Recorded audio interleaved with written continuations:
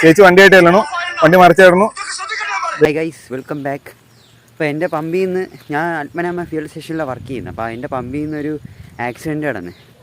അപ്പോൾ അതിൻ്റെ വീഡിയോ ഇപ്പോൾ സോഷ്യൽ മീഡിയയിൽ ഭയങ്കര വൈറലാണ്. അപ്പോൾ എനിക്ക് തെറ്റായിട്ടുള്ള രീതിയിൽ ആ വീഡിയോ പ്രചരിക്കുന്നതും കണ്ട്.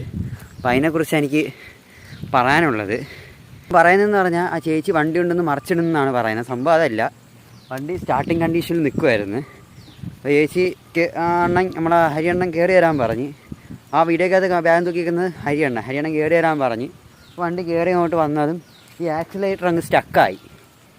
ആക്സിലേറ്റർ സ്റ്റക്കായിട്ട് ഈ വണ്ടി ചേച്ചി മാക്സിമം ചേച്ചി ബ്രേക്ക് പിടിച്ചിട്ട് ആ ചേച്ചി പോയിട്ട് ചരിഞ്ഞ് വീണ്.